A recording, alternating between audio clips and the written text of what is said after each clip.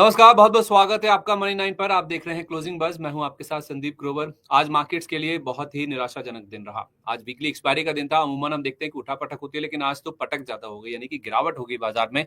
और 6 दिन से लगातार निफ्टी हरे निशान में बंद हो रहा था, लेकिन आज मुनाफा वसूली बाजार में हावी हो गई। अब इस मुनाफा वसूली के कारण क्या है, इसके मायने क्या है, आगे बाजार में किस तरह का एक्शन देखने को मिल सकता है, इन सब पर बातचीत करते हैं। कुछ स्टॉक्स भी आपके सामने रखेंगे जो कि आज फोकस में रहे और कल के सेशन में भी फोकस में रह सकते हैं, यानी कि आपकी ट्रेडिंग रणनीति बनाने की पूरी कोशिश करेंगे। सबसे पहले देखिए आज बाजार में किस तरह का एक्शन हुआ। वीकली एक्सपायरी का दिन था, तो निफ्टी की जो 6 दिन की तेजी थी, लगातार 6 दिन से हम देख रहे हैं कि हरे निशान के साथ क्लोजिंग हो रही थी। वो जो तेजी का ट्रेंड है वो टूट गया आज, और 25,000 का लेवल तो टूटा ही टूटा निफ्टी पर। 24,900 के भी नीचे जाकर हम बंद होते हुए देखें, 24,888 का लेवल है। दिन के दौरान हमने 25,196 का लेवल देखा था, तो वहां से आप देखेंगे तो ऑलमोस्ट 300 अंकों की गिरावट लेकर निफ्टी बंद हुआ। बैंक निफ्टी की जहां तक बात है तो डे हाई 56,600 के ऊपर का था, वहां से ऑलमोस्ट 500 पॉइंट की गिरावट लेकर बैंक निफ्टी में क्लोजिंग हुई। वैसे निफ्टी आप देखेंगे तो आपको करीब 250 पॉइंट नीचे दिखेगा। 823 अंकों का गोता सेंसेक्स ने लगाया और निफ्टी बैंक में 450 अंकों की गिरावट थी, लेकिन हायर लेवल से बैंक निफ्टी करीब 550 अंक गिर के बंद हुआ। निफ्टी के 43 शेयर आज लाल निशान में बंद हुए। एल&टी, इन्फोसिस, एचडीएफसी बैंक ये सबसे ज्यादा कंट्रीब्यूट कर रहे थे गिरावट में आज के सेशन में। लूजर्स में देखें तो Tata Motors, Trent, Titan, Tata group के 3 स्टॉक्स हैं, श्रीराम फाइनेंस, कोल इंडिया, ये निफ्टी के लूजर्स में शामिल थे। चढ़ने वाले शेयरों में देखिए अपोलो हॉस्पिटल सबसे ऊपर था, फिर आगे Asian paints, Bajaj Finserv, doctor Reddy's और टेक महिंद्रा, ये कुछ स्टॉक्स हैं जो कि आज गेनिंग साइड में आपको ज्यादा नजर आएंगे। इन्फोसिस पॉइंट वाइज कंट्रीब्यूट कर रहा था और टेक महिंद्रा आपको परसेंटेज वाइज गेनर्स में सबसे ऊपर नजर आएगा जहां तक टॉप 5 गेनर्स की बात है। एनएससी का कोई ऐसा सेक्टर इंडेक्स नहीं था जो आज गिरावट से या फिर कमजोरी से बच पाया हो। Capital market, tourism, PSU, realty, energy और डिफेंस इंडेक्स, ये कुछ ऐसे तबके हैं जिनमें ज्यादा गिरावट देखने को मिली। और एडवांस डिक्लाइन देखिए, हैरानी करने वाली बात है कि 800 से कम शेयर हैं जो कि आज चढ़कर बंद हुए। 2100 से ज्यादा शेयर आज गिर गए। ऑलमोस्ट 1:3 का आप मान के चलिए कि एडवांस डिक्लाइन था। हर एक चढ़ने वाले शेयर के सामने ऑलमोस्ट 3 शेयर ऐसे थे जहां आज हमने गिरावट देखी। तो मंदड़ी पूरी फोर्स के साथ आज बाजार में आ गए। शायद एक्सपायरी का ही दिन का इंतजार था। और mid cap small cap index देखिए 1.5 से 1.25% की गिरावट लेकर बंद हुए। स्टॉक स्पेसिफिक एक्शन भी भरपूर था। पेटीएम का शेयर खुलते ही आप देखेंगे तो 10% का गोता लगा गया। यूपीआई पर एमडीआर लगाने पर वित्त मंत्री की जो सफाई आई है वित्त मंत्रालय की, उसका इंपैक्ट हमने पेटीएम के शेयर पर देखा। और तलना प्लेटफॉर्म्स आज जबरदस्त मूव था। कमजोर बाजार में भी 8.5% उछलकर बंद हुआ, क्योंकि 16 तारीख को होने वाली है बोर्ड बैठक जिसमें होगा बायबैक पर विचार। इसके अलावा इरडा का शेयर फोकस में था। एक तो कीआईपी की डिटेल्स आई और दूसरा जेंसॉल इंजीनियरिंग के खिलाफ इन्होंने जो मुकदमा कर रखा है एनसीएलटी में, उसका ऑर्डर सुरक्षित रख लिया एनसीएलटी ने, उसका इंपैक्ट स्टॉक पर दिखा। और एक स्टॉक जो कि एक्शन में था वो है स्टरलाइट टेक का। 10% उछलकर ऑलमोस्ट बंद हुआ। कमजोर बाजार में भी बीएसएनएल से बड़ा ऑर्डर इनको हाथ लगा है, उसकी डिटेल्स आगे आपके सामने रखेंगे।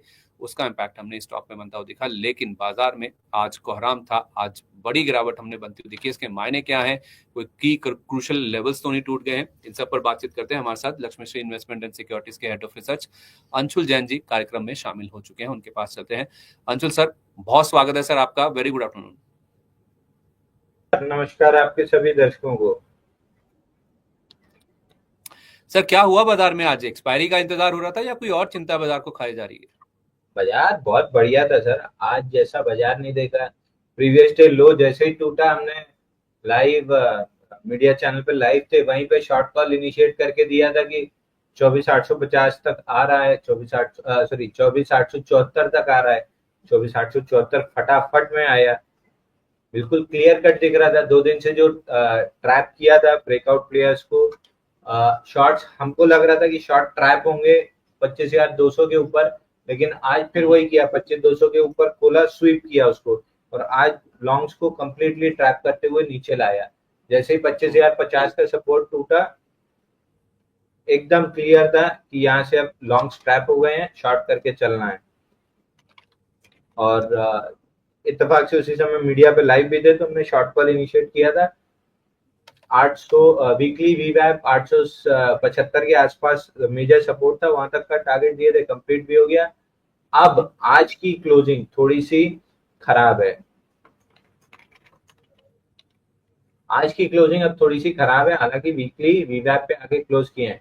कल के सेशन में अगर 24,950 के ऊपर हम नहीं टिके, मतलब पुल बैक तो 24,900 950 की जोन तक आएगी। अगर 24,950 के ऊपर नहीं टिके, तब तो फिर एकदम बूम बूम 24,500 खुल रहा है। 24,500 खुल रहा है, मतलब 24,950 के ऊपर टिके रहना, बने रहना इंपॉर्टेंट। बिल्कुल। तो ये क्या मतलब, वैसे हम आज 24,900 के भी नीचे बंद हुए हैं, आप एक्सपेक्ट कर रहे हैं कि कल अगर कोई भी पुल बैक आता है तो पुल बैक भी आए और 24,950 के ऊपर हम सस्टेन भी करें इंटरडे के दौरान, या फिर क्लोजिंग के भी कुछ मायने हैं? सर देखिए, कहानी बचाने के लिए सब चीज बोल सकता हूँ, लेकिन मेरे को जो लग रहा है साफ साफ, कल 24,950 के अराउंड अगर 15 मिनट के चार्ट पे रिजेक्शन बना, आंख बंद करके माल फोड़ दीजिए, 24,500 आ रहा है। आप गोल गोल गोल गोल जलेबी, चाहे ये लेवल वो लेवल, कॉल पुट जो बनानी हो बना सकते हैं। 75 मिनट के चार्ट पे क्लियर बेरिश एफबीजी है, जिसका हाई है 24,920 रुपए 95 पैसा, और ओवरलैपिंग आता है 950 के आसपास। तो 24,920 24,950 की जोन में अगर मेरे को 3 मिनट के चार्ट पे लोअर हाई या 15 मिनट के चार्ट पे कोई रिजेक्शन कैंडल मिला, ठोक दूंगा कायदे से 24,500 तक के लिए। एग्जैक्ट टारगेट भी बता दे रहा हूँ, 24,502 रुपए 15 पैसे का टारगेट मेरे को समझ में आ रहा है।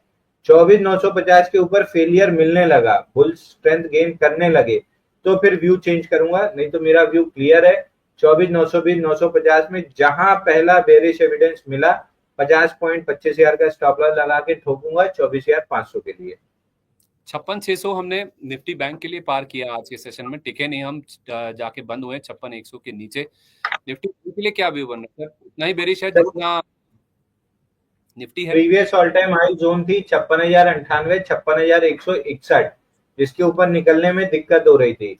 पिछले फ्राइडे को हम उसके ऊपर निकले थे, ये पूरा हफ्ता 4 दिन लगा के हमने शैलो पुल बैक लिया है, उसके आसपास हल्का सा मतलब एडजस्टेड क्लोजिंग उसके ऊपर ही आई है, हम वहीं पे आगे क्लोज किए हैं। तो अगर कल के सेशन में आज का जो लो है 55,968, राउंड फिगर 55,950 पकड़ लीजिए, 55,950 के नीचे अगर टिके तो स्विंग लो आता है 55,534 रुपए 75 पैसे का। ये टारगेट सीधा सीधा खुल जाएगा। दोबारा टारगेट बोलिए सर।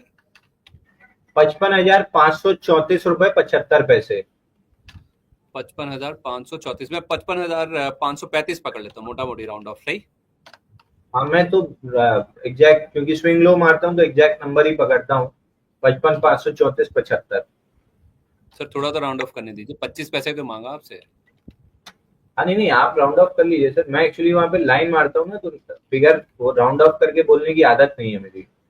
अच्छा अच्छा, ठीक है। तो अब बैंक निफ्टी के लिए 55,950 जो कि आज का लो है, अगर वो टूटा फिर 55,535 यहाँ तक की जो गिरावट है वो देखने को मिल सकती है। और निफ्टी की जहां तक बात है, 24,950 के ऊपर टिकना हमारे लिए बहुत इंपॉर्टेंट है। कल के पुल बैक में नहीं हुआ तो फिर आप मानिए कि 24,500 फिलहाल के लिए तो खड़ा दिख रहा है, मतलब आता हुआ दिख रहा है। अगर 24,950 के ऊपर नहीं टिका, कोई रिजेक्शन मिलता है, फिर बूम बूम नीचे की तरफ 24,500 तक हम बढ़ते हुए नजर आ सकते हैं। ठीक है, परफेक्ट है सर, ये बात होगी बाजार की। वैसे सर रीजन असाइन करने की कोशिश करें तो बहुत सारे रीजन है। मिडिल ईस्ट में टेंशन बढ़ रही है, इसके साथ साथ आप देखें कच्चा तेल $70 के ऊपर हो गया, उसके साथ साथ आप देखिए तो रीजन तो वैसे उसी के इर्द गिर्द है कि ईरान के साथ जो यूएस की न्यूक्लियर डील होने वाली है उसको लेकर भी असमंजस है। ट्रेड डील जो हुई है यूएस चाइना के बीच में, उसमें टैरिफ क्या लगेंगे उसको लेकर भी क्लैरिटी नहीं है। और ट्रम्प साहब ने तो यहाँ तक कह दिया कि अगले 2 हफ्ते में यूनिलैटरल टैरिफ्स हम लगाएंगे। तो यूनिलैटरल का मतलब ये हुआ कि एक तरफा, यानी कि बादशाहत इन्हीं की चलेगी, अभी भी तानाशाही इन्हीं की ही चलेगी टैरिफ लगाने में। तो ये कुछ चीजें हैं जो कि बाजार को काफी ज्यादा परेशान कर रही हैं। अब आज बाजार ने चुन लिया गिरावट का दिन, एक्सपायरी उसमें और आप ऐड कर लीजिए तो सोने पे सुहागा हो गया। अब उम्मीद कीजिए कि 24,950 किसी तरह से टिक जाए। सर ये जो रीजन हैं इस पे कुछ आप ऐड करना चाहेंगे? एक ही चीज ऐड करूंगा सर, जो मैं 3 महीने से बोल रहा हूँ, बंदर के हाथ में तलवार दी है तो वो गर्दन पे ही पड़ेगी। अच्छा, एक बात है अंशुल सर, खुल्लम खुल्ला बोलते हैं, मतलब पहले ऐसा नहीं होता था ना, थोड़ा सा इज्जत माननीय आदरणीय, क्योंकि ओहदा है उनके पास, मतलब जैसे हमारे देश के प्रधानमंत्री अब यार वो दुनिया के सबसे पावरफुल आदमी है, यूएस का प्रेसिडेंट है बंदा। अब तो खुल्लम खुल्ला आई नो उनकी पॉलिसीज, उनके डिसीजंस को लेकर बहुत इधर उधर है मामला। आप जैसे बोलते हैं कि 19-21, मैं तो कह रहा हूँ 18 होगा, बल्कि आपकी भाषा में बोलूँ तो। लेकिन सर इस कदर उनके मतलब इस तरह से उनके लिए बोलना थोड़ा तो मतलब इतिहास तो होना चाहिए कि नहीं? सर देखिए, अब अगर आपने अपने देश के प्रधानमंत्री जी की बात की है, आप, मैं ये नहीं बोलता 100% सही है वो, बहुत फैसले उनके भी गलत गए हैं, बहुत सही भी गए हैं। गलत गए हैं तो उनने कोर्स करेक्शन किया है, अपनी गलती मानी भी है कि हाँ कहीं ना कहीं गलती हो गई। अब ठीक है, पॉलिटिकल मजबूरी होती है, अब खुल के नहीं बोल सकते मैं गलत हूँ, तभी जुबान उनने माना कि हम गलत हैं, अपना सही गलत जो करना है एटलीस्ट एक्नॉलेज करते हैं, सही करते हैं। तो आप देखो, देश नहीं पूरी दुनिया में उनकी इज्जत है। विरोधी भी होंगे लेकिन विरोधी भी उनका सम्मान करते हैं। अब सुबह आदमी जेलेंस्की को तानाशाह बोले, शाम को आके टीवी पे बोल दे मैंने ऐसा कब बोला। तो आपकी कहीं भी बाजार में, मतलब मैं व्यापारी परिवार से शुरू से रहा हूं, पूरा खानदान कपड़े का व्यापार करता है, इकलौते हम ही लोग शेयर बाजार में आए हैं। बचपन से दादाजी एक चीज बोलते थे, पैसा कितना ही घाटा हो जाए ये याद रखना, जुबान कभी ना जाए, क्योंकि पूरे बाजार में इज्जत जुबान से बनती है, वो उससे नहीं फिरना चाहिए। वो जिस दिन उससे फिर गए तुम्हारी बाजार में पूरी सब खत्म हो जाएगी, ना फिर पैसा कमा पाओगे, ना धंधा कर पाओगे, ना कुछ कर पाओगे। जुबान एक रखो, साफ रखो, जो बोल रहे हो उस पर खरा उतरो। पैसा नुकसान फायदा उसके बाद में देखा जाता है। तो अगर आपकी जुबान ही की कोई कीमत नहीं है, सुबह कुछ शाम को कुछ, तो कहाँ से आपकी इज्जत बनेगी। मतलब कम से कम मैंने यही सीखा है। तो आप मेरे से जब भी पूछते हैं मेरा एकदम क्लियर होता है, हाँ ना, सही गलत बोला और खाली किया है, वो याद नहीं रखना पड़ता। क्योंकि आप झूठ बोल दो आपको याद रखना पड़ता है। आप एक हफ्ते बाद मेरे से पूछो कि आपने पिछले हफ्ते क्या लेवल दिया, मेरे पास लाइन लगी हुई है, अगले हफ्ते भी आप राउंड फिगर करके 35 बोलोगे, मैं तब भी 34-75 ही बोलूंगा। 56, 500, 34, 75 आज पूछो, अगले हफ्ते पूछो, लेवल अगर वहां पे लाइन लगी है तो वही निकलेगा। तो वही चीज वहां से सीखी है कि एक चीज बोलो, साफ बोलो, और उस पर फिर अड़े रहो, बार बार जुबान नहीं बदलती। तो जो जुबान बदलता है, वो डोनाल्ड ट्रंप हो चाहे वो कोई हो, मैं मेरे लिए उसकी नजर में कोई इज्जत नहीं होती है। इनफैक्ट सर आप कह रहे हैं कि पैसा भले ही चला जाए, नुकसान हो जाए, जुबान नहीं जानी चाहिए। ये तो हम कलयुग में बैठे बोले सर, ये तो त्रेता से चलता आ रहा है, प्राण जाए पर वचन ना जाए। तो वचन तो मतलब आपकी जुबान ही है, जो निकल गया मुंह से, जो हो गया वचन, फिर वो सत्य है, वो फिर पूरा होना चाहिए, भले उसके लिए प्राण भी नहीं, देना आप चाहिए। ऐसा ऐसा ऐसा प्राण नहीं मांगे सर, प्राण नहीं मांगे। नहीं नहीं, अब ऐसा ऐसा जब जान पे बात आ जाएगी तो वचन चला जाएगा।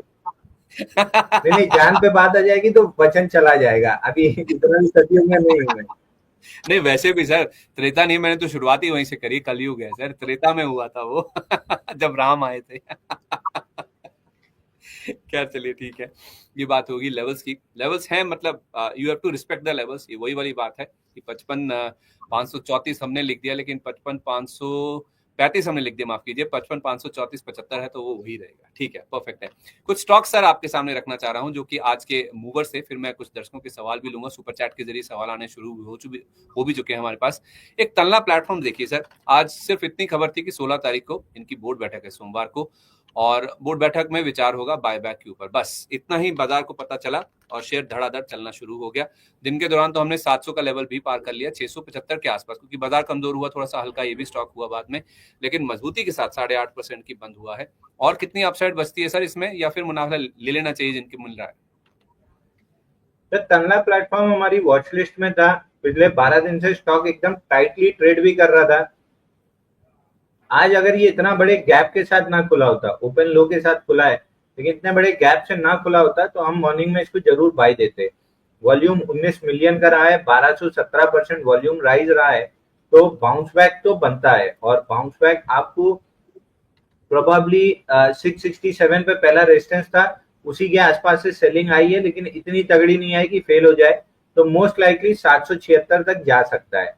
दैट बीइंग सेड, 100 रुपए अपसाइड जरूर दिख रही है, बट मैं यहाँ पे लॉन्ग प्ले नहीं करूंगा। उसकी दो वजह, वॉल्यूम 19 मिलियन है, 1200% राइज है, लेकिन मिड से भी नीचे आके क्लोज किया, हाई के पास तो छोड़ दिए, तो पूरी रेंज थी उसके मिड से भी नीचे क्लोज किया, तो मैं इसमें पार्टिसिपेट नहीं करूंगा।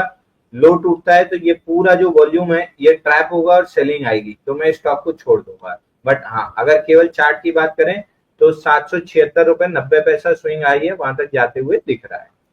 ठीक है, अवॉइड करें, दूर रहें।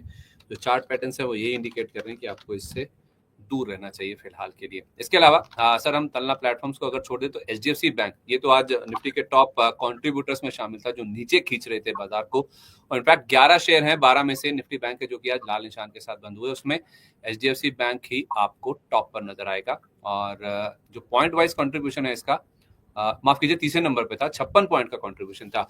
ज्यादा जो कंट्रीब्यूशन था एक्सिस बैंक का, आईसीआईसीआई बैंक का था। तीसरे नंबर पर एचडीएफसी बैंक का था। निफ्टी बैंक की जहां तक बात है, अब एचडीएफसी बैंक में हो क्या रहा है सर, आज सुबह ही खबर थी कि सीईओ पर जो आरोप लगे हैं, वो ये कह रहे हैं कि उसकी हम निंदा करते हैं, उसको हम दोहराते हैं। उसको रीआइटरेट किया है इन्होंने, और ये भी कहा है कि जो लीलावती ट्रस्ट के आरोप हैं वो बेबुनियाद है, गलत है, मलेशियस है, डिफेमेटरी है, और वो कानूनी कार्रवाई भी करने की शुरुआत करें। जो दिन के दौरान शेयर पॉजिटिव हुआ था, लेकिन खबर ये भी आ गई सर कि पंजाब सरकार ने बैंक के साथ सभी संबंध तोड़ दिए हैं। वित्तीय लेन देन में कुछ लापरवाही हुई है, उसके आरोप लगे हैं, उसके बाद ये फैसला लिया गया है। और पंजाब सरकार का ये कहना है कि बैंक ने समय पर फंड ट्रांसफर पूरा नहीं किया, जिससे इनके कुछ जो फाइनेंशियल ट्रांजेक्शन हैं उसमें बाधा आती हुई दिखी है, कुछ वित्तीय कार्यों में बाधा आई है। तो इसका इम्पैक्ट हमने स्टॉक पर बनता हुआ देखा। एचडीएफसी बैंक में सर ये जो 1950 का लेवल टूटा है आज के सेशन में, कितना इंपॉर्टेंट है ये?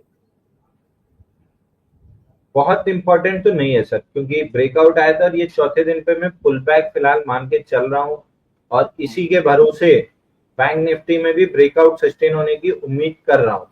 अगर ऐसा नहीं होता है तब तो दिक्कत आएगी। फिलहाल मेजर सपोर्ट 1905 रुपए पे है, प्रोबेबली अगर वीकनेस रही तो वहां तक जा सकता है। बेरिशनेस 1905 के नीचे ही स्टार्ट होगी, तब फिर बड़ा गैप एक छूटा हुआ है 1854 और 1816 के बीच में, तो 1854 आते हुए दिख सकता है अगर 1905 के नीचे क्लोजिंग आती है तो। फिलहाल मेरे को लग नहीं रहा कि आएगी, आती है तो मैं अपना व्यू चेंज करूंगा थोड़ी सी, और अगर 15-20 रुपए की डिप आती है तो मैं रिजेक्शन पे बाइंग करने की कोशिश करूंगा। मैं अभी कोई इसमें शॉर्ट या सेलिंग के मूड में नहीं हूँ। 1905 के बाद मेरा व्यू बदल जाएगा। सर जिनके पास लॉन्ग रखा है उनको क्या करना है? कोई घबराने की चिंता की जरूरत तो नहीं? अभी बहुत ज्यादा चिंता नहीं दिख रही है, लेकिन अगर 1905 के नीचे क्लोजिंग करता है 1-2 दिन, तब आपको एक बार लॉन्ग से निकल जाना चाहिए, क्योंकि फिर वो करेक्टिव ट्रेंड में आएगा। और ऐसा नहीं है कि करेक्ट कर लेगा तो तुरंत बाई, करेक्ट करेगा फिर एक बेस बनाएगा फिर चलेगा, तो उतना 3-4 महीना अपना समय क्यों वेस्ट करना, एक बार निकल जाएगी। ठीक है, परफेक्ट है। इस बीच सर जितेंद्र राज पुरोहित जी का सवाल रख रहा हूँ आपके सामने, कह रहे हैं कि 124 से 900 बजाज हाउसिंग फाइनेंस लिए हैं 7 से 8 साल के लिए, क्या सही फैसला है इनका? बजाज हाउसिंग 7-8 साल के लिए तो ठीक ही है सर। बजाज हाउसिंग फाइनेंस के रिजल्ट भी ठीक ही ठाक आ रहे हैं, अभी रिजल्ट में भी कोई बहुत ज्यादा दिक्कत आई नहीं है, बल्कि सेल्स, थोड़ी सी सेल्स स्टैग्नेंट है। 2500 करोड़ के आसपास 2410 2420 पे बढ़ तो रही है। 2195 था सितंबर में, 2410 हुआ, 2449 था, फिर अब 2508 हुआ। मार्जिन में थोड़ी सी, अब ये एग्जैक्टली आईपीओ के पहले का और बाद का डिफरेंस था, लेकिन अब 30% के आसपास मार्जिन स्टेबल है। 30, 31, 30 पिछले 3 क्वार्टर में। ईपीएस 70 पैसे के पास स्टेबल है। या तो मार्जिन बढ़े या सेल्स बढ़े, तब ईपीएस पे अंतर आएगा। जब तक ये नहीं होता है स्टॉक बेस बनाता रहेगा। तो एक आध क्वार्टर में अच्छा रिजल्ट आ जाए, मतलब ग्रोथ वाला आ जाए स्टैग्नेंट से, तो स्टॉक में मोमेंटम आ जाएगा। फिलहाल अगले क्वार्टर की एक्सपेक्टेशन भी 14% और 13% की दिख रही है, तो अगले क्वार्टर में भी बहुत नहीं आएगा। बट 7-8 साल के हिसाब से अगर इसी बेस पे रहा तो भी प्राइस अप्रिशिएट होगी, और कहीं ग्रोथ मिल गई तो एकदम से तेजी, मल्टीफोल्ड तेजी हो जाएगी। तो 7-8 साल के लिए अच्छा शेयर। ठीक है।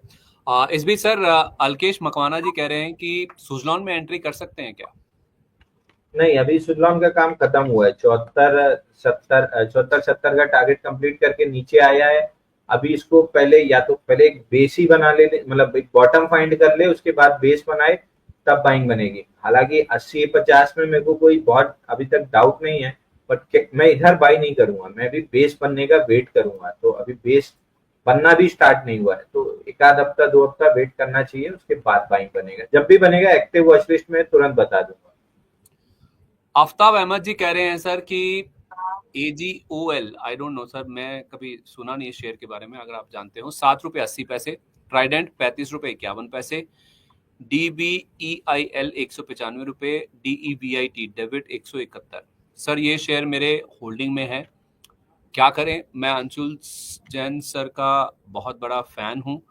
8 को लिंक से अकाउंट खोला, तो आई थिंक सर इन्होंने आप ही के साथ अकाउंट खुलवाया है। ये कुछ पूछ रहे हैं आपसे इन शेयरों के बारे में। इनमें से 2 शेयर तो मैं नहीं जानता हूँ, मैं फिर भी ढूंढने की कोशिश करता हूँ। ट्राइडेंट विजिबल है सर, जो कि नोन मेरे को चारों मिल गए सर, मेरे को हाँ, चारों मिल गए, मेरे को चारों मिल गए। अच्छा सर, ठीक है, देव perfect। आईटी, स्टार्टिंग करते हैं देव आईटी से। स्टॉक अच्छा, डेबिट नहीं है, देव आईटी है ये। हाँ देव आईटी 18 हफ्ते में 50% गिरा है। फिलहाल बाउंस बैक के लिए इसको 118 के ऊपर सस्टेन करना जरूरी है। कल गया भी था, नीचे आ गया। एक दो दिन में अगर 118 के ऊपर निकलता है तो 50% रिट्रेसमेंट 142 पे है, वहां तक आ जाएगा। 171 आएगा नहीं कहना बहुत मुश्किल है। फिलहाल 142 तक आ सकता है 118 के ऊपर टिका तो। दूसरा स्टॉक BEIL है, इसमें भी 19 हफ्ते में 40% का करेक्शन था, पुल बैक ले रहा है। पुल बैक 50% 171 तक आ सकता है, वहां पे एक बार एग्जिट करने की कोशिश करना चाहिए। तीसरा स्टॉक ट्राइडेंट है, इसमें तीसरा हफ्ता है अभी इनसाइड बार का। जब भी ब्रेकआउट देगा प्रोबेबली 40 रुपए तक आराम से जा सकता है। लास्ट स्टॉक अगोल गोल्ड है। अगोल गोल्ड में भी बहुत ज्यादा कुछ दिख नहीं रहा है। पेनी कैटेगरी का स्टॉक है, 225 करोड़ का मार्केट कैप है। रिजल्ट भी स्टैग्नेंट है, तो इसमें बहुत ज्यादा कुछ होते हुए नहीं दिख रहा। पंटर वाला स्टॉक है, चला तो 10 भी दे देगा, गिरा तो 2-3 रुपए भी आ जाएगा, तो इस पे मैं बहुत ज्यादा व्यू नहीं लेना चाहूंगा। ठीक है, परफेक्ट है। अगले सवाल की ओर बढ़ते हैं, जो कि आदर्श पांडे जी का है। ये कह रहे हैं सर कि जियो फाइनेंशियल में प्रॉफिट बुक कर लिया है, अब कहाँ से एक्यूमुलेट करना शुरू करें, और प्राज इंडस्ट्रीज बाय कर सकते हैं क्या? आज सर जियो फाइनेंशियल को लेकर तो खबर भी थी कि इन्होंने 2 डेट म्यूचुअल फंड्स के लॉन्च के लिए सेबी से मंजूरी मांगी है। जियो ब्लैक रॉक म्यूचुअल फंड ने ये मंजूरी मांगी है 2 कैटेगरीज में, एक लिक्विड है और दूसरा मनी मार्केट फंड्स है, जो कि ये लॉन्च करना चाहते हैं। 26 तारीख को इनको फाइनल अप्रूवल मिला था, 26 मई को। अब ये लॉन्चिंग फेज में आ गए हैं, ऑपरेशनलाइज कर रहे हैं अपना बिजनेस, तो उसका इम्पैक्ट हमने स्टॉक पर बनता हुआ दिखा। इन्होंने बुक कर लिया सर मुनाफा, अब कहाँ पे दोबारा एंटर करना है ये पूछ रहे हैं। तो 281 का पहला ब्रेकआउट था, 200 मतलब पहला टारगेट था हमारा।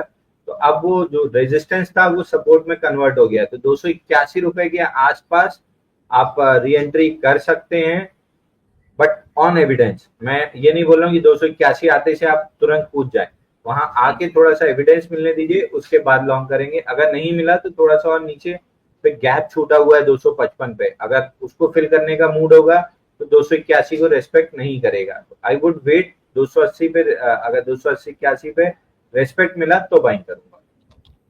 ओके, ठीक है, परफेक्ट है सर। इस बीच ना अबरार शेख जी कह रहे हैं कि मेरे पास इन्फीबीम 22 रुपए 62 पैसे का रखा है, मुफ्ती है मेरे पास 180 का, और सेजिलिटी 40 रुपए पर ले रखा है सर। इनके टारगेट स्टॉप लॉस पूछ रहे हैं।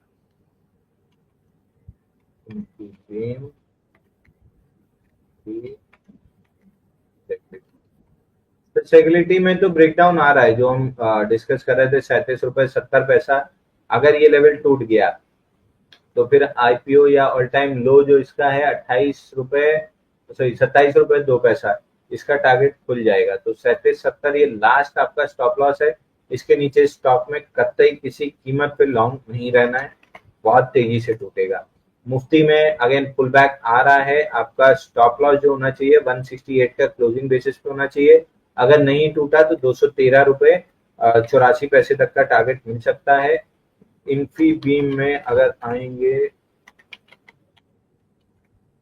इन्फीबीम में आज की कैंडल थोड़ी सी खराब है, लेकिन मेरे को लग रहा है 2-4 दिन कंसोलिडेट करके वापस से चलेगा।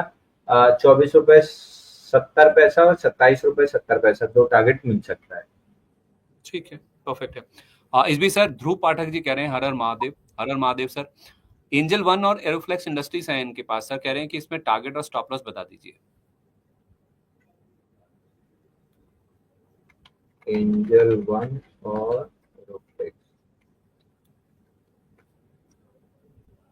एरोफ्लेक्स तो कंप्लीटली साइडवेज है सर। वीकली चार्ट पे एक टाइट एरिया से चला है, एक बार 186 जा सकता है, प्रोबेबिलिटी है जाने की। दैट बीइंग सेड, क्या मैं पार्टिसिपेट करूंगा? 185-25 पे वीकली स्विंग आई है, वहां तक जा सकता है। क्या मैं पार्टिसिपेट करूंगा? तो मेरा जवाब प्रोबेबली मतलब 40% ना है, 60% हाँ है। हाँ इसलिए क्योंकि कल वॉल्यूम 500%, 594% राइज एक प्रोबेबिलिटी है 185.25 टच कर लेगा। 185.25 निकालता है तो फिर बड़ी मूव आ सकती है। एंजल 1 में टारगेट कंप्लीट होने के बाद से हमने छोड़ा हुआ है, 3014 पे हमने बुक कराया था, उसके बाद से 8-10 दिन हो गए, कहीं नहीं गया, उसी के आसपास घूम रहा है। फ्रेश बाइंग अभी नहीं बनती है, हो सकता है 2745 तक एक डिप दे, उस जोन में आके भले एक बार बाइंग ट्राई कर सकते हैं, बट फ्रेश बाइंग तो दोनों में नहीं दिख रही है तो एरोफ्लेक्स होल्ड कर सकते हैं। एंजल ब्रोकिंग तो एक बार है तो निकल भी जाना चाहिए, 2745 आते हुए दिख रहा है। ओके ठीक है, निकल जाइए एंजल 1 से, फिलहाल ये राय आ रही है। सुशील शर्मा जी कह रहे हैं कि सर आइनॉक्स विंड 188 पे लिया है, अदानी गैस यानी कि ATGL अदानी टोटल गैस 690 पर है सर, क्या व्यू है इसमें अभी के लिए, क्या करना चाहिए, शॉर्ट टर्म का व्यू बताइए। अदानी गैस तो 8 रुपए का टारगेट कंप्लीट करके नीचे आ रहा है, थोड़ा सा और प्रॉफिट बुकिंग मिल जाए, एक वापस से बेस लेवल टेस्ट कर ले तो वापस से इसमें बाइंग करेंगे ATGL में। कल मैंने बोला भी था कि 708 रुपए पे मैंने प्रॉफिट बुकिंग कराई है, और परसों ऑन द डिप्स वापस में बाई करूंगा। ऑन द डिप्स में एक्सपेक्ट कर रहा था 670, बट 670 को भी रेस्पेक्ट नहीं दे रहा है, 651 का लेवल देखूंगा। 651 के अराउंड जैसे रिजेक्शन मिलेगा मैं आइनॉक्स अदानी ग्रीन बाई करने की कोशिश करूंगा। आइनॉक्स विंड में क्लियर कट बॉक्स का ब्रेकआउट फेल हो रहा है, जरूर रिजल्ट के रिएक्शन के बाद 2 जून को नीचे आया था, ऐसा लग रहा था 4-6 दिन लगा के वापस ऊपर जाएगा, 4-6 दिन लगाया भी, लेकिन आज वापस से ब्रेकडाउन आ गया, उस लो के नीचे क्लोजिंग आ गई है 179 के नीचे। तो अब जो टारगेट खुलता है वो गैप का खुलता है 163 159 का, और उसके नीचे निकलता है तो 137 रुपए तक का टारगेट खुल सकता है। तो स्टॉक एक्सट्रीमली वीक लग रहा है, आई वुड सजेस्ट कि निकल जाए। 163 159 137 इतने नीचे तक जा सकता है। हाँ, गैप है 163 पे और स्विंग लो है 137 पे, ये दोनों टारगेट खुल जाएंगे। ओके तो आइनॉक्स विंड में अब जो डाउनसाइड खुल रही है वो 163 159 और उसके बाद 137 तक की खुल रही है। तो सर जिनके पास है फिर वो निकल जाए, जो लेके बैठे हैं पोजीशन, क्योंकि इनके पास 188 का रखा हुआ है। सर अभी 10 ही रुपए जा रहा है, निकल जाना चाहिए, नहीं जाते जाते फिर लंबा चूना लग जाएगा। ठीक है तो निकल जाएं या फिर इससे एग्जिट कर लें, फिलहाल ये राय आपके लिए आ रही है, क्योंकि लंबी गिरावट यहाँ पे देखने को मिल सकती है। सर एक बार पेटीएम का शेयर देखिए, आज बड़ी गिरावट इसमें देखने को मिली, खुलते ही इनफैक्ट गोता लगा दिया था शेयर ने। वित्त मंत्रालय ने कहा है कि यूपीआई पर जो MDR लगाने की खबर है वो पूरी तरह से गलत है, उन्होंने खारिज कर दिया है। और इनफैक्ट वित्त मंत्रालय की सफाई से MDR या फिर जो इंसेंटिव को लेकर उम्मीदें बनी थी उस पर कहीं ना कहीं पानी फिरता हुआ दिखा है। यूबीएस की इसके ऊपर एक रिपोर्ट आई जिसमें उनका कहना है कि अगर MDR नहीं लगता है उस केस में FY 26-27 यानी कि वित्त वर्ष 2027 का जो EBITDA है उसमें 10% की कमी आ सकती है। न्यूट्रल रेटिंग बरकरार है पेटीएम के शेयर पर, उनकी टारगेट दिया है 1000 रुपए का। सर मुद्दा तो काफी बड़ा है जिस वजह से हमने रिएक्शन भी काफी देखा, लेकिन बाद में लोअर लेवल से कुछ खरीदारी भी बनती हुई दिखी पेटीएम के शेयर में। आवाज की जो गिरावट है उस पर ज्यादा फोकस करें या फिर लोअर लेवल से जो रिकवरी हो रही है उस पर? सर फिलहाल तो लोअर लेवल से जो रिकवरी हुई है उस पर ज्यादा फोकस करना चाहिए, क्योंकि वो हैमर के साथ क्लोज की है और ठीक ठाक वॉल्यूम के साथ क्लोज की है और मूविंग एवरेज प्रोटेक्ट की है। ब्रेकआउट पॉइंट 879 को रीटेस्ट भी किया है, तो सारी चीजें फिलहाल पॉजिटिव है। जब तक आज का लो 864 रुपए प्रोटेक्टेड है, तो आपका लास्ट स्टॉप लॉस 864 का होगा और टारगेट 998 का रहेगा। तो 998 आने में अभी भी बहुत ज्यादा दिक्कत नहीं दिख रही, लेकिन नीवा बूबा जैसा हो गया कि टारगेट के पास से नीचे गैप डाउन खुला, तो ये थोड़ा सा साइडवेज ज्यादा जाएगा, उसके बाद ऊपर जाएगा। ठीक है, परफेक्ट है। आज sir CE info systems map my India इसकी ब्लॉक डील हुई 28.6 लाख शेयरों की। इसमें एक्सपेक्टेड था कि फोन पे शायद अपनी 5% हिस्सेदारी बेच सकता है। 5.3% इक्विटी का सौदा होता हुआ दिखा, स्टॉक गिरा भी उसके बाद क्योंकि फ्लोर प्राइस ही डिस्काउंट पर था। तो सीई इन्फो सिस्टम में ये जो आज की गिरावट है उसको आप कैसे देख रहे हैं?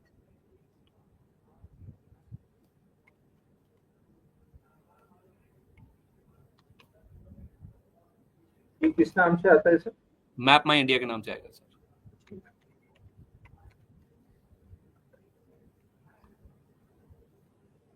स्ट्रक्चर खराब किया सर, स्ट्रक्चर एक्सट्रीमली खराब किया। 3 हफ्ते की इनसाइड बार थी, वो भी फॉलिंग। इसको तो ब्रेकआउट देके एकदम ऊपर फटना चाहिए था, ये खराब न्यूज की वजह से नीचे आ गया है। ₹1700 मेजर सपोर्ट है, यहाँ तक आ सकता है। 1700 नहीं टूटा तो फिर बेस बना के ऊपर चलने की कोशिश करेगा। तो फिलहाल इसके लिए बड़ा चैलेंज है ₹1700 प्रोटेक्ट करना। ठीक है। अभी सर हम सुशील जी का सवाल ले रहे थे, वो कह रहे थे कि 690 पर उनके पास अदानी टोटल है। एक संदीप जी का भी सवाल है, एटीजीएल इनके पास 776 का रखा हुआ है सर, टाटा मोटर्स भी रखे हैं 715 रुपए के। क्या कह रहे, क्या करना चाहिए पूछ रहे हैं सर। एटीजीएल तो कोई दिक्कत नहीं है, नीचे में एवरेज 776 का तो नीचे आपको एवरेज करना चाहिए था जब अपन बाई रिकमेंड कर रहे थे ₹600 के आसपास से। तो एटीजीएल तो उस समय बाई करके रखना ही चाहिए था, बल्कि 611 पे अगर लिए होते तो 708 पे निकल भी गए होते। टाटा मोटर मेरे को कोई दिक्कत नहीं दिख रही, ₹810 आ जाएगा। ऑटो सेक्टर में आज थोड़ी सी पिटाई हुई है, जिसकी मतलब पूरे मार्केट ही में पिटाई हुई है। टाटा मोटर 810, एटीजीएल आते आते प्रॉफिट में आ जाएंगे। ठीक है सर, थोड़ा सिग्नल वीक हो गया था, आप कुछ लास्ट के जो लेवल्स बता रहे थे वो रिपीट कर दीजिए। एटीजीएल एवरेज करना चाहिए, ₹781 आते आते आपको टारगेट अपना प्रॉफिट मिल जाएगा। और टाटा मोटर ₹810 आते हुए दिख रहा है। तो अभी अभी एवरेज कर लें सर, जिन लेवल्स पे अभी है।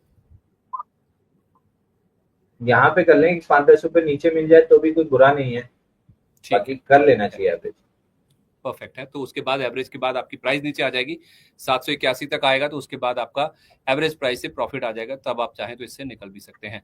इस बीच सर रोहित निगम जी कह रहे हैं कि मेरे पास बीकाजी फूड्स रखा है 846 रुपए का, और ईज माई ट्रिप 19 रुपए के दाम पर है। सवाल इनका ये है कि इन दोनों में से निकल कर किसी और शेयर में शिफ्ट कर लें क्या। बीकाजी से निकलने का कोई बहुत मतलब नहीं दिख रहा है, क्योंकि बना है इसमें कप एंड पैटर्न। बीकाजी अगर ₹700 तोड़ता है तो फिर भले एग्जिट सोच सकते हैं। फिलहाल जिस आपका पैटर्न है थोड़ा और कंसोलिडेट करके ऊपर में वीकली स्विंग हाई है ₹864, यहाँ तक आ सकता है। तो बीकाजी में मेरे को बहुत ज्यादा दिक्कत नहीं दिख रही है। ईज माई ट्रिप एकदम फ्री फॉल है, मैं इस पे सलाह नहीं देना चाहूंगा, क्योंकि इस लेवल पे इतना गिरने के बाद एग्जिट बोलने की मेरी हिम्मत नहीं है। बाकी मेरे को ऊपर जाते हुए तो नहीं दिख रहा है स्टॉक। ठीक है, मतलब निकल जाएं, एग्जिट कर लें, इसमें तो शिफ्ट कर ही जाएं। मैं नहीं बोल रहा हूँ सर एग्जिट करने, मैं बोल ही नहीं पाऊंगा, क्योंकि अगर डेड कैट बाउंस भी आया तो ₹14 आएगा, विच इज 30% अपसाइड। तो इस जगह पे आके निशब्द हो जाता हूँ मैं, यहाँ पे मैं सलाह नहीं दे पाता। ठीक है, परफेक्ट है सर, गिरा ही इतना है कि कुछ बोलने लायक बचा ही नहीं है मामला। इस बीच अदानी ग्रुप को लेकर जो उत्साह है, जो सवाल है, वो लगातार जारी है। लर्नर नाम के हमारे एक दर्शक हैं, कह रहे हैं कि सर अदानी ग्रीन 1500 शेयर है 1015 के दाम पर, मैं कह रहे हैं कि वेट कर रहा हूँ 1127 के टारगेट का, बने रहिए।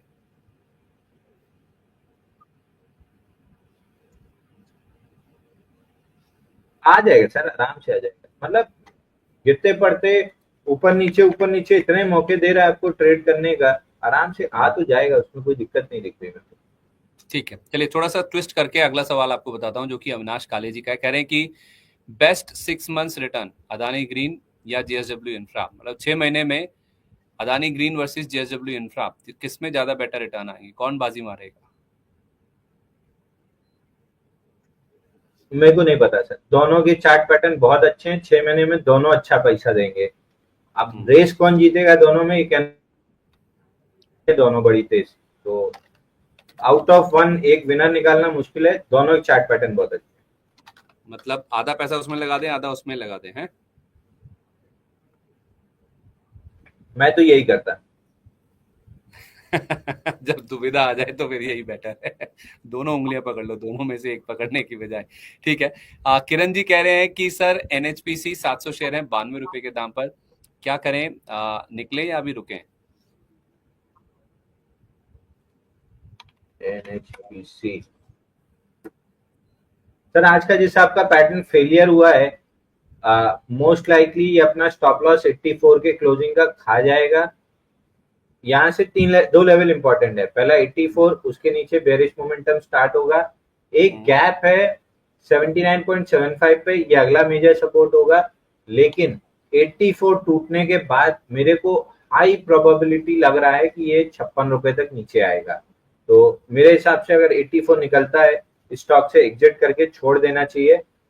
धीरे धीरे करके या एकदम वर्टिकल आएगा ये मेरे को नहीं पता, बट ₹56 आने की प्रोबेबिलिटी मोर देन 70% खुल जाएगी। तो अगर 84 टूट गया फिर 56 आ सकता है, तो 84 टूट जाए तो निकल जाए। हाँ, मतलब मेरे हिसाब से तो यही निकल जाना चाहिए, बट अगर आपको वेट करना है तो 84 तक का कर सकते हैं, उसके नीचे तो फिर वेट करने का। ठीक है, अभी निकलना है, अभी निकल जाइए। वेट करना है तो 84 का वेट कर लीजिए, अगर वो टूट गया तो फिर तो 56 तक आ जाएगा। अच्छा सर, अभी ना सुशील शर्मा जी ने सवाल पूछा था आइनॉक्स विंड को लेकर, आपने कहा था उससे एग्जिट कर जाइए, नीचे तक जा सकता है। अब उन्होंने वापिस सवाल पूछा है कि सर फिर आइनॉक्स विंड में लॉस बुक करके क्या खरीदें। सर आइनॉक्स फील्ड में अगर लॉस बुक करें, टाटा मोटर में चले जाइए, वहां पे आपको पैसा मिल जाएगा। अगले 2-3 हफ्ते में, 4 हफ्ते में टाटा मोटर चल गया तो उसमें पैसा मिल जाएगा। या गिरा है Adani green, Adani total gas गिरा है, उनमें से किसी एक में पैसा लगा दीजिए। टाटा केमिकल टारगेट करने के बाद जो रिएक्शन आया, ये मेरे को अच्छा नहीं लग रहा है, इसलिए मैं अभी टाटा केमिकल फ्रेश बाई नहीं रिकमेंड करूंगा। मैं 918 के आसपास देखूंगा ये क्या करेगा। अगर ठीक ठाक किया तो फिर दोबारा रिकमेंड करूंगा, नहीं तो नहीं करूंगा। आपको याद होगा टाटा स्टील, मैंने इसीलिए वो 158 162 के ब्रैकेट में कंप्लीटली एग्जिट बोला था कि 154 आएगा।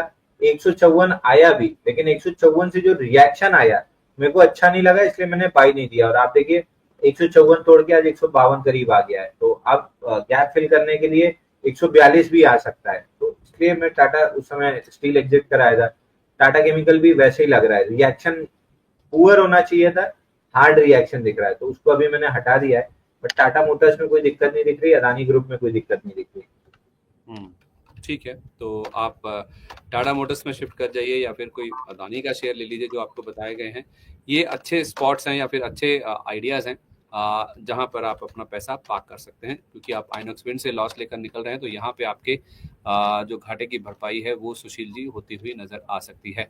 अच्छा सर, कुछ और स्टॉक्स की बात करें जहाँ पे आज हमने एक्शन काफी ज्यादा बनता हुआ देखा है। उसमें एक एशियन पेंट्स भी है सर, जिस पर आप काफी टाइम से बुलिश रहे हैं। क्रूड में जो गिरावट होने की एक इम्पैक्ट आना था शेयर पे, वो दिखा नहीं रिजल्ट्स में। अब तो क्रूड विपरीत चाल पर चल गया सर, $70 का लेवल भी कल पार हो गया, लेकिन स्टॉक भी विपरीत चल रहा है। गिरने पे चलना चाहिए था क्रूड के, लेकिन अब चढ़ने के ऊपर चल रहा है। 3.5 करोड़ शेयरों का सौदा हुआ, करीब 3.25% इक्विटी ने हाथ बदले हैं 2201 रुपए के औसत दाम पर। तो क्या ये हैंगओवर खत्म हुआ है डील का, जो बेचना चाहता था बेचकर निकल गया इसलिए चल गया, या फिर आपको लगता है कि ये केवल एक बाउंस बैक है, इसमें कुछ ज्यादा रीडिंग नहीं करना चाहिए? Sir I would not read much. मैं 2186 लास्ट अपना लेवल पकड़ के चलूंगा, वो टूटने के बाद मैं कंप्लीटली बेरिश हो जाऊंगा। तो मोस्ट लाइकली ये स्टॉक मेरे को गलत प्रूफ कर रहा है। अब तक तो एटलीस्ट एविडेंस यही है कि इसमें मेरी रीडिंग गलत गई है, बट 2186 में last line in the sand hold करूंगा। उसके बाद फिर मैं स्टॉक से एग्जिट की सलाह दे दूंगा। 2186 टूटने के बाद मैं कतई किसी कीमत पे फिर लॉन्ग नहीं रहूंगा। उसके बाद फिर मेरे को क्लोजिंग चाहिए होगी 2500 के ऊपर, तब मैं टारगेट्स रिवाइज करूंगा। फिलहाल 2186, उसके नीचे मैं बेरिश हो जाऊंगा।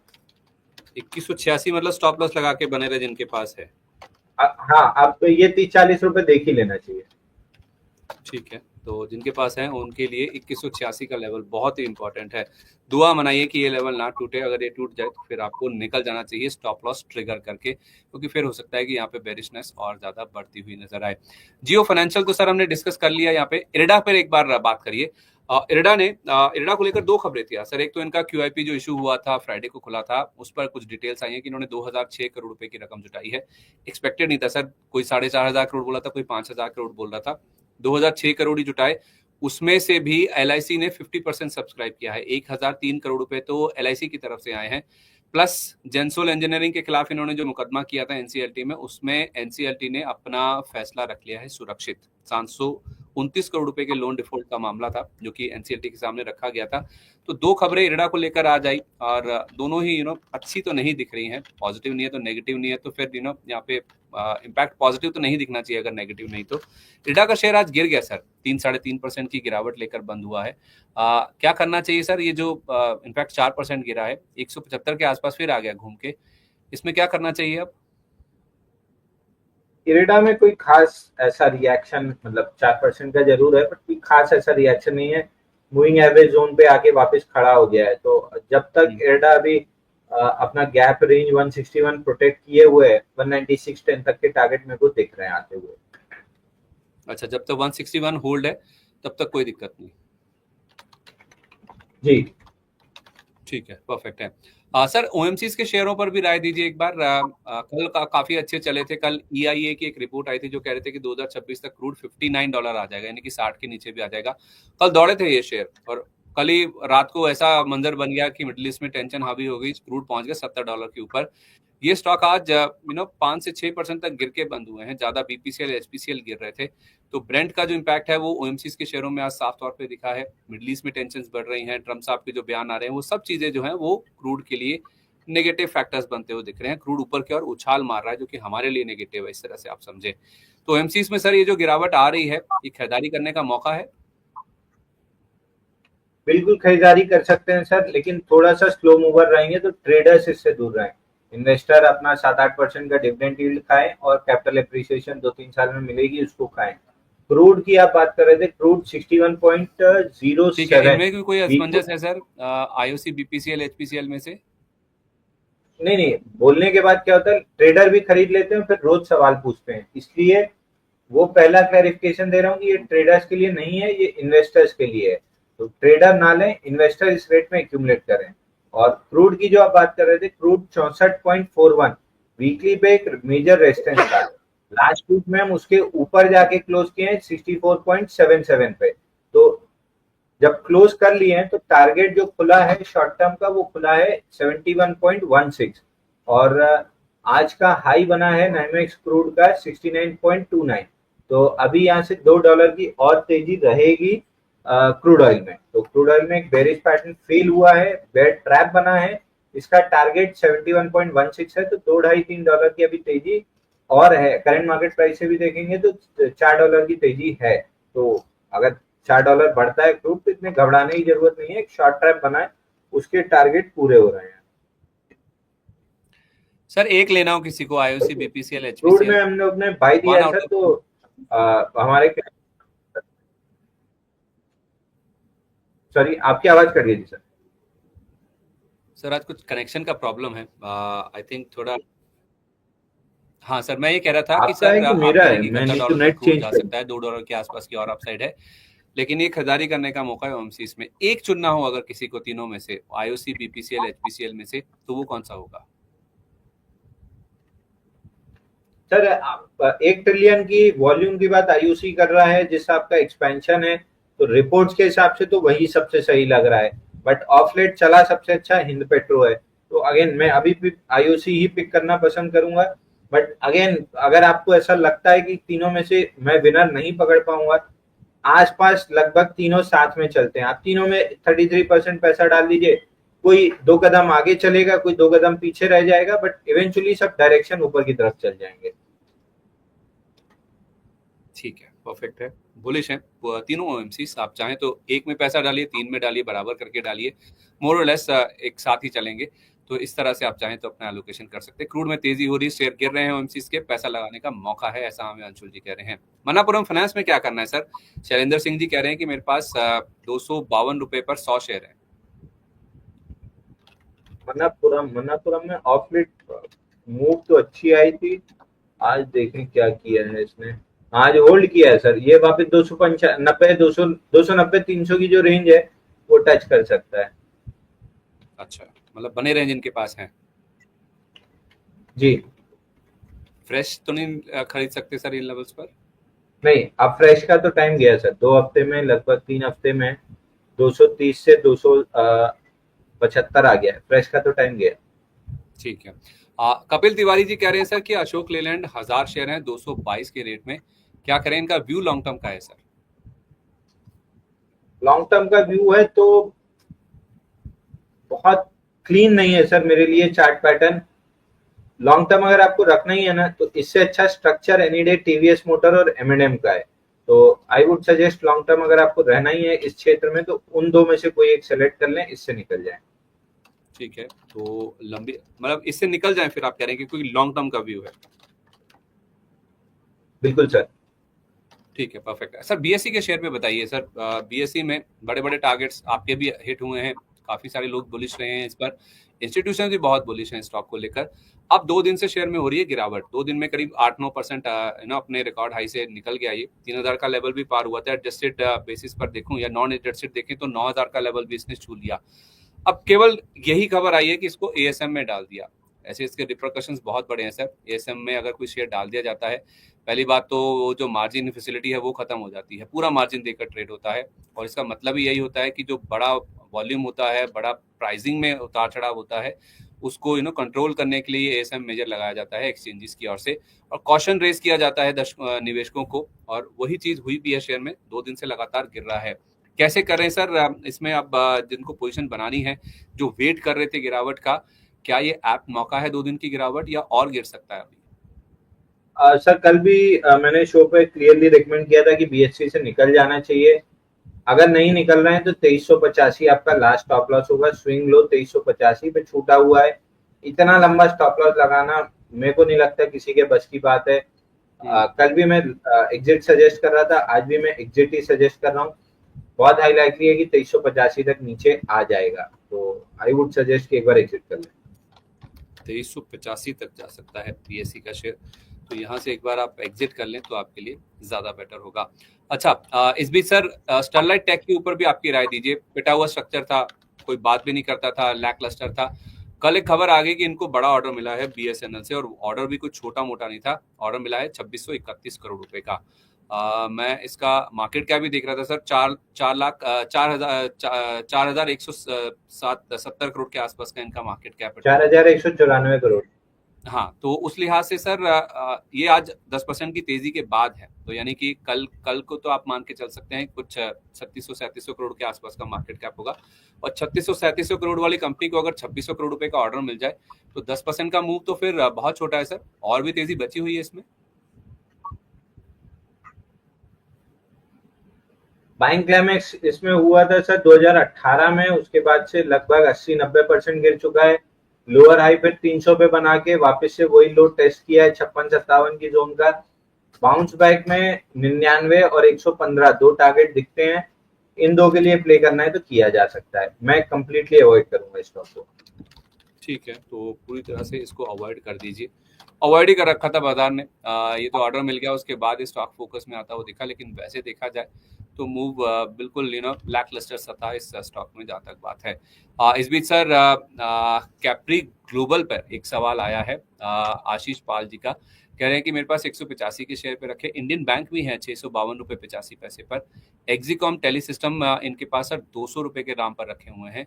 Please suggest about the stocks. तो शॉर्ट टर्म है, लॉन्ग टर्म है, वो तो नहीं बताया, लेकिन हाँ लेवल्स हमारे सामने है सर। सर एक्सिकॉम में एक गैप छूटा हुआ है, वो भी अर्निंग्स का गैप है 238 पे। वहां तक ये स्टॉक चला जाएगा। 238 पे दोबारा सवाल पूछिए, हो सकता है वहां पे एग्जिट की सलाह रहे। इंडियन बैंक 246 डेज का या 51 वीक्स का अपना पैटर्न ब्रेकआउट है। ब्रेकआउट कैंडल वीकली पे बहुत अच्छी नहीं है, करंट वीक इनसाइड बार है।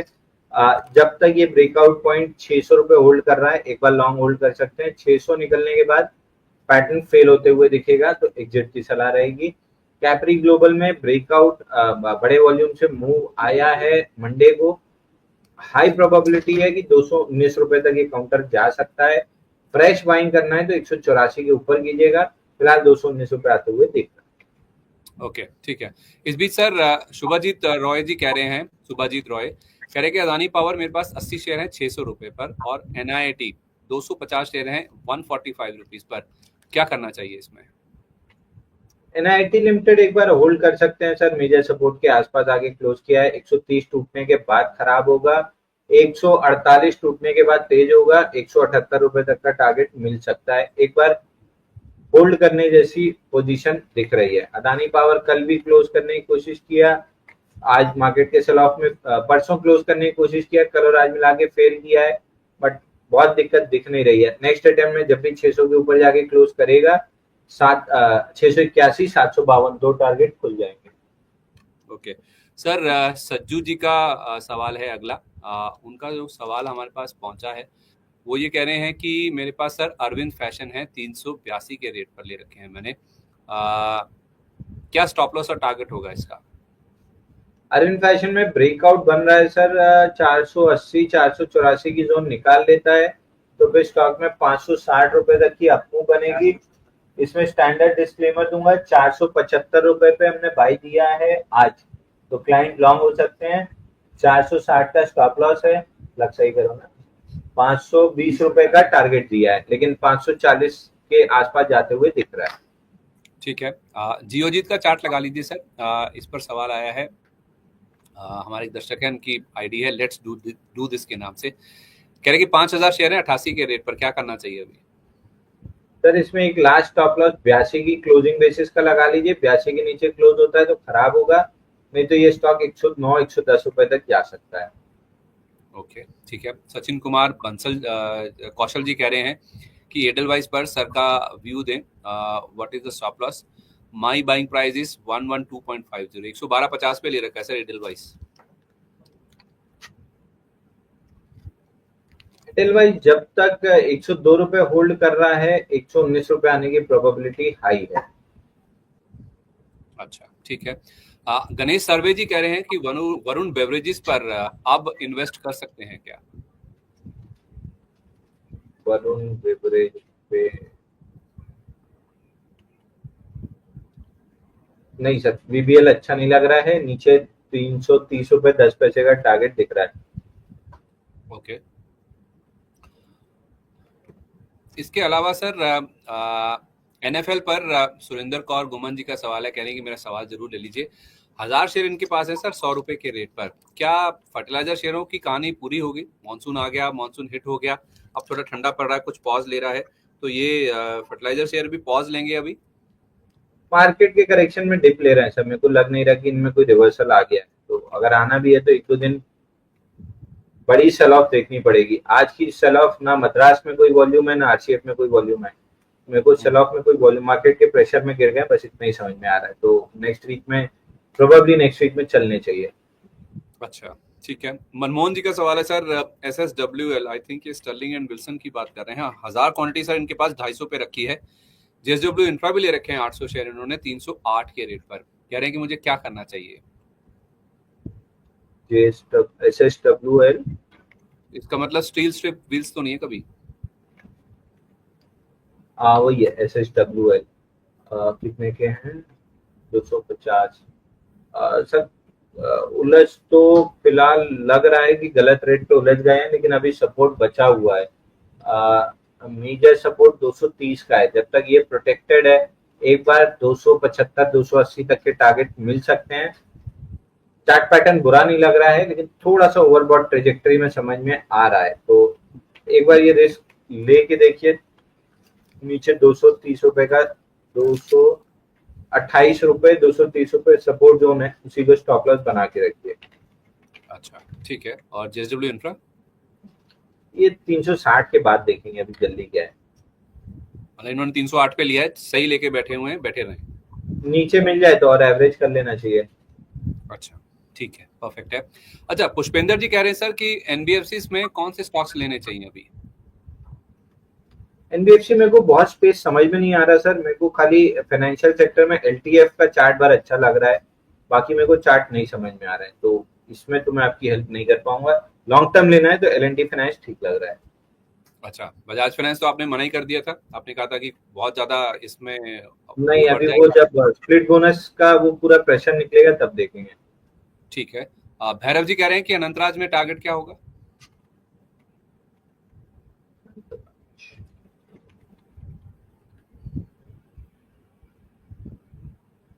$648 तक आ सकता है सर ऊपर। ओके, ठीक है। इस बीच ये वाला सचिन जी का सवाल तो हमने ले लिया। हाँ, ये कमलेश जी का सवाल है सर, कह रहे हैं कि आईटीसी होटल से निकलकर एल&टी फाइनेंस में जा सकता हूँ क्या? अभी आप एल&टी फाइनेंस की बात कर ही रहे थे, तो पहली बात तो क्या आईटीसी होटल से इनको निकल जाना चाहिए? प्रॉफिट बुकिंग के दौर में सर 224 का टारगेट किया है, 240 का मार्केट प्रेशर में नहीं कर पा रहा है, बट एक बार निकलना है तो कर सकते हैं एल&टी में, बट ये फिर वही 3-4 साल का सौदा है ये। अगर आप शॉर्ट टर्म के हिसाब से सोच रहे हैं कि हफ्ता 10 दिन 15 दिन वाला ट्रेड कर लें तो एल&टी फाइनेंस अभी इतना जल्दी मोमेंटम नहीं देगा। अच्छा, ठीक है। इस बीच मुर्तुजा अली जी कह रहे हैं कि सर हरिओम पाइप मेरे पास है, 430 के रेट पर, क्या करें? होल्ड करना चाहिए अभी?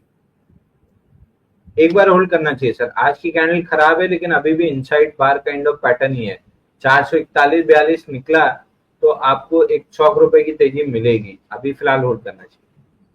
सर पिछली बार जब आपसे बात हुई थी ना, तो एक विश्वराज शुगर्स पर आपसे चर्चा हुई थी, किसी ने सवाल पूछा था। ये नितेश सरंगी जी कह रहे हैं कि 10 रुपए 5 पैसे पर मेरे पास रखे हैं। मुझे अगर सही याद है सर, आपने कहा था कि 10 रुपए 50 पैसे पार हो जाए तो ही आप खरीदें, अगर मुझे लेवल सही याद है तो। अब इन्होंने 10 रुपए 5 पैसे पर ले रखे हैं, आपका व्यू पूछ रहे हैं। तो 10.50 पार करने के बाद ही तेजी आएगी और 9 रुपए 50 पैसे टूटने के बाद मंदी आएगी। जब तक दोनों नहीं कर रहा है इसी रेंज में रहेगा। अब ले ही लिए हैं तो 9.50 के नीचे क्लोजिंग बेसिस स्टॉप लॉस लगा के होल्ड कीजिए। अच्छा, ठीक है। इस बीच सर रवि जी का सवाल आया है, कह रहे हैं कि अदानी पावर मेरे पास रखे हैं 570 रुपए के, ठीक ठाक लेवल पे ले रखे हैं। वेल्सपन कॉप भी है सर, इनके पास 886 रुपए के रखे हुए हैं। इनके लेवल्स पूछ रहे हैं, मतलब स्टॉप लॉस वगैरह क्या होगा इसके लिए पूछ रहे हैं। तो वेलकॉर्प जब तक 870 के ऊपर है, 870 860 की जोन, तब तक कोई दिक्कत समझ में आ नहीं रही है। 1050 जा सकता है। अदानी पावर को डिसाइसिवली 600 के ऊपर क्लोज करना होगा, तब फिर ये 750 तक निकल जाएगा। ठीक है, ओके। इस बीच सर सोहेल जी का सवाल है, कह रहे हैं कि कैरी सेल मेरे पास एवरेज प्राइस है 657 का, अब क्या करना चाहिए? एक बार होल्ड करना चाहिए। मार्केट के प्रेशर को बहुत आराम से झेल रहा है। जब तक ये स्टॉक 857 होल्ड कर रहा है, 857 के नीचे क्लोज करेगा तो खराब होगा। जब तक नहीं कर रहा है 1027 आने की हाई प्रोबेबिलिटी है।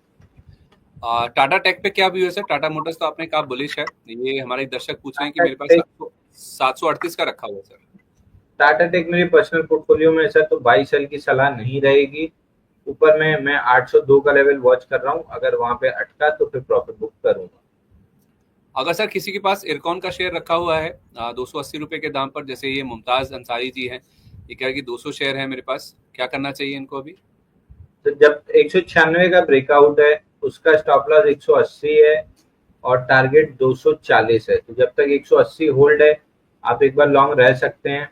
बाकी पैटर्न बहुत अच्छा तो नहीं है, लेकिन जब तक 180 होल्ड है, एक बार लॉन्ग रहना चाहिए 240 तक के लिए। चलिए सर, एक बेसिक सवाल आया बहुत ही, सनीज ट्यूटोरियल्स के नाम से, ये खुद भी ट्यूटोरियल चलाते हैं आई थिंक, और सवाल पूछ रहे हैं कि sir if I sell share on record dividend day, यानी कि जिस दिन डिविडेंड की रिकॉर्ड डेट है उस दिन मैं शेयर बेच देता हूँ, तो विल आई गेट डिविडेंड और नॉट? तो रिकॉर्ड डेट पे तो मिलना चाहिए। एक्स डेट पे नहीं मिलता है। एक्स डेट के दिन अगर आप बेचेंगे, मतलब एक्स डेट के एक दिन पहले तक है, तो आपको मिल जाएगा। ठीक है, परफेक्ट है। फिलाटेक्स के बारे में सर हमारे एक दर्शक हैं, वो पूछ रहे हैं कि इसके बारे में बताइए, आपकी क्या रिकमेंडेशन है? फिलाटेक्स अभी भी जो 4950 का ब्रेकआउट था, उसका टारगेट 66 था, तो कंफर्टेबली उसकी तरफ चल रहा है। 52 53 टूटता है तो फिर खराब होगा। 52 53 के नीचे खराब होगा। ठीक है सर। एवलॉन टेक्नोलॉजीज अगर आप ट्रैक करते हो, आसिफ जी का सवाल है इसको लेकर। एवलॉन टेक्नोलॉजी आज ब्रेकडाउन जैसा स्ट्रक्चर दिख रहा है, लेकिन गैप 815 का है, वहां पे अभी बचा हुआ है। तो मान के चलते हैं कि 815 805 सपोर्ट जोन है। 805 तोड़ के क्लोज करता है तो फिर 600 रुपए तक की डाउन मूव आ सकती है। पारुल मलिक जी कह रही हैं कि सफायर फूड मेरे पास रखे हैं, 364 की बाइंग है मेरी, टारगेट बताइए। इनका 6 मंथ्स का व्यू है सर। एग्जिट कर लीजिए, कंप्लीटली साइडवेज है। अगर बाई करना भी है तो 350 के बाद बाई करना है। अगर स्टॉक को टूटना भी है तो 280 टूटने के बाद नीचे आएगा। तो बाइंग अभी बिल्कुल नहीं बनती, रेंज के अंदर है। 350 टूटेगा तो बाइंग कर सकते हैं। फिलहाल एग्जिट कर लेंगे तो बेटर है, क्योंकि मेरे को जल्दी रेंज टूटती हुई भी नहीं दिख रही है। अभी सर हम थोड़ी देर पहले एनएफएल की बात कर रहे थे, प्रशांत मलिक जी कह रहे हैं कि दीपक फर्टिलाइजर पे भी आपका व्यू दीजिए। दीपक फर्टिलाइजर अपना ब्रेकआउट पॉइंट बहुत बेहतरीन तरीके से होल्ड कर रहा है, 1463 का। अगर एग्रेसिव स्टॉप लॉस लगाना है तो 1500 रुपए का, पैसिव स्टॉप लॉस लगाना है तो 1300 रुपए का। ये ट्रेडिंग बेट नहीं है, इन्वेस्टिंग बेट है। 1300 के स्टॉप लॉस से करीब करीब 2000-2050 के टारगेट के लिए। अच्छा, ठीक है। एशियन पेंट पे सर हम बातचीत कर चुके हैं। विवेक शर्मा जी का सवाल आया, कह रहे हैं कि मैं एशियन पेंट्स को बाय कर सकता हूं। मैं सिर्फ इसलिए ले रहा हूं सर क्योंकि अभी थोड़ी देर पहले ही अपडेट आया कि आज जो ब्लॉक डील हुई है ना 3.5 करोड़ शेयरों की, उसमें रिलायंस इंडस्ट्रीज ने अपने शेयर बेचे हैं। 7,700 करोड़ रुपए की ये डील है जिसमें रिलायंस इंडस्ट्रीज ने अपने शेयर बेचे हैं। तो आप सर इस पे तो राय दे चुके हैं। इन्होंने एशियन पेंट्स के साथ साथ ना सीमेंस भी पूछा है, तो एशियन पेंट्स पे तो राय आपकी बदलेगी नहीं, सीमेंस पे आपकी राय दे दीजिए।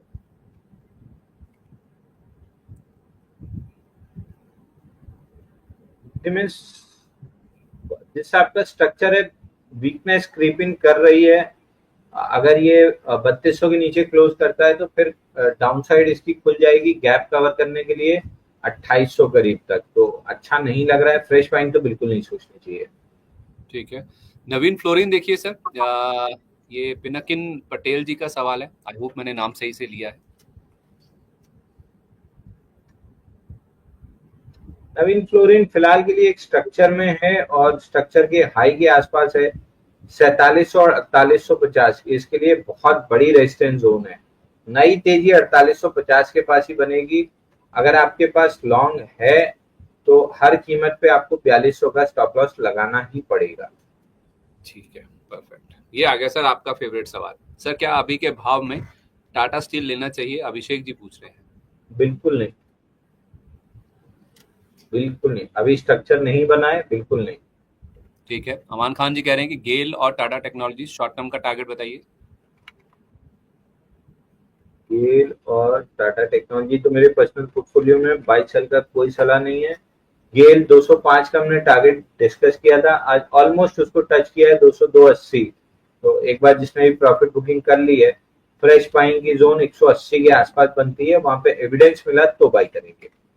अच्छा सर, अगला सवाल जो है ना उसमें शायद हो सकता है आपको आपकी टीम की भी मदद लेनी पड़े जो कि ऐसे स्टॉक्स को ट्रैक करते हैं। सर बाला गौतम जी का सवाल है, कह रहे हैं मेरे पास पटेल इंटीग्रेटेड लॉजिस्टिक्स 3000 शेयर रखे हुए हैं 22 रुपए के रेट पर, होल्ड और एग्जिट टू स्विच वेयर, यानी कि अगर एग्जिट करते हैं तो कहाँ स्विच करना चाहिए। 22 रुपए वाला शेयर सर आ गया अभी 16 रुपए पर। पटेल इंटीग्रेटेड लॉजिस्टिक रिजल्ट वही स्टैग्नेंट 30 पैसे का ईपीएस है, सेल्स में वहीं पे सेल्स 80-85 करोड़ के आसपास स्टैग्नेंट है। चार्ट में भी कुछ नहीं दिख रहा सर। अगर इस चार्ट को ऊपर जाना है तो 1730 तोड़ना पड़ेगा, तब फिर आपको 19 रुपए 60-70 पैसे तक की मूव मिल सकती है। फिलहाल बेरिश तो नहीं लग रहा, लेकिन 1730 निकलेगा तो फिर आप कुछ बाइंग कर सकते हैं। तो बेरिश तो नहीं लग रहा है, एक बार होल्ड कीजिए। अच्छा ठीक है। इस बीच सर हमने बीएससी की बात करी, आप कह रहे थे कि 2385 तक भी जा सकता है, तो आप एग्जिट कर जाइए। अब इसी की सब्सिडरी कंपनी है, इसी का एक छोटा भाई मान लीजिए आप, सीडीएसएल। इस पर जीत पाल जी सवाल पूछ रहे हैं कि सीडीएसएल अभी बाय करना है या नहीं। सीडीएसएल 1851 का अपना टारगेट था सर, परसों 1828 का हाई बना है, वहां से सेलिंग आई है। मेजर सपोर्ट जोन 1600 तक आ चुका है, 1620 1620 की जोन है, 1636 का लो बना है। अगर 1600 टूटा तो आपको क्लियर कट एग्जिट करना चाहिए, क्योंकि फिर गैप 1265 पे है, शायद उसको फिल करने आए। ठीक है, परफेक्ट है सर। आई थिंक मोस्टली मैंने ज़्यादातर सवाल तो ले ही दिए हैं, तो दर्शकों के सवाल तो आते ही रहेंगे। बस एक दो सवाल ले रहा हूँ सर, क्योंकि सुपर चैट में अभी ऐड हो गए, जल्दी से अगर आप निपटा दें इनको फिर मैं आपको फ्री कर दूंगा सर। एक तो आलोक इंडस्ट्रीज पर राजन दुबे जी का सवाल है, 20 रुपये 80 पैसे पर ले रखा है सर। आलोक इंडस्ट्री 21-28 का टारगेट था, कंप्लीट करके आज हल्की सी प्रॉफिट बुकिंग है, लेकिन प्रॉफिट बुकिंग में वॉल्यूम बिल्कुल भी नहीं है। मतलब जो रोज एवरेज 14 मिलियन का 13 मिलियन का वॉल्यूम होता है उतना ही है, तो कोई बड़ी सेलिंग नहीं दिख रही है। हो सकता है यहाँ पे 5-6 दिन 8 दिन लगाए एब्जॉर्ब करने में। नेक्स्ट लेग में भी जब 21.5 निकलेगा तो 24.56 यहाँ तक आ जाएगा। 24.56 मेजर रेजिस्टेंस है, तो वहां प्रॉफिट बुकिंग करना पड़ेगी। चलिए आखिरी सवाल है सर हिमांशु जी का, कह रहे हैं कि सर डॉक्टर रेड्डीज 1210 कौन से लेवल पर एग्जिट करना चाहिए।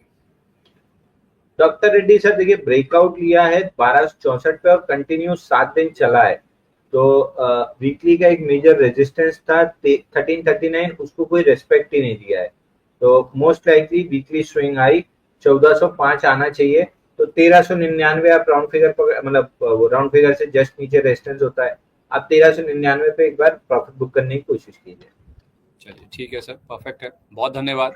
1 घंटे से ज़्यादा समय आपने दिया। दर्शक अभी भी भारी मात्रा में 1150 दर्शक हमारे साथ मौजूद हैं। सुपर चैट के सवाल अभी भी हमारे साथ जुड़ रहे हैं, लेकिन मैं माफ़ी चाहता हूँ दर्शकों से, क्योंकि अंशुल सर को निकलना है। बहुत धन्यवाद सर अपना कीमती समय हमारे साथ शेयर करने के लिए। वैसे तो आप स्टॉक्स बताते ही जा रहे हैं, साथ साथ डिस्क्लोजर्स। कोई स्टॉक अगर बच गया हो जिनकी बातचीत हमने करी है? तो टाटा टेक, रिलायंस मेरे पर्सनल पोर्टफोलियो में, बाकी कुछ भी मेरे पास नहीं है। तो क्लाइंट के पास जरूर ये सारे स्टॉक में कुछ ना कुछ होगा ही, क्योंकि अभी मिड कैप स्मॉल कैप बहुत चले हैं, तो हमने बहुत डिलीवरी कॉल्स की हैं, तो क्लाइंट के पास हो सकते हैं। परफेक्ट है, ठीक है। बहुत धन्यवाद sir, thank you so much अपना कीमती समय हमारे साथ शेयर करने के लिए। तो बाजार में आज हमने देखा निफ्टी पर 6 दिन से लगातार जो एक तेजी का दौर था वो आज गिरावट में बदलता हुआ दिखा। अब इम्पोर्टेंट है 24,950, इसके ऊपर टिकना। अगर इसके ऊपर होल्ड करते हैं तो जाके कहीं निफ्टी की जान बचेगी, अगर नहीं तो 24,500 भी आता हुआ नजर आ सकता है। और इसी तरह से बैंक निफ्टी पर 55,950, इसको होल्ड करना बहुत इंपॉर्टेंट है। ये टूट गया तो 55,535 तक के जो लेवल्स है वो भी हमें मार्केट में देखने को मिल सकते हैं। तो इस चीज का आप दुआ कीजिए। ये लेवल्स दोनों इंडाइसिस के लिए बहुत इंपॉर्टेंट है। ये ब्रीच ना हो जाए, तभी जाकर बाजार में हम मानेंगे कि कोई बड़ी गिरावट नहीं होती हुई दिखेगी, जैसा हमने आज मार्केट में वीकली एक्सपायरी के दिन देखा। कल का बाजार कैसा रहेगा, कौन से लेवल्स इंपॉर्टेंट है, एफआईस क्या कर रहे हैं, कौन से स्टॉक्स फोकस में रहेंगे, सुबह 8:30 बजे जुड़िएगा। ओपनिंग बज में आपसे मुलाकात होगी। तब तक के लिए मैं आपसे विदा लेता हूँ। नमस्कार।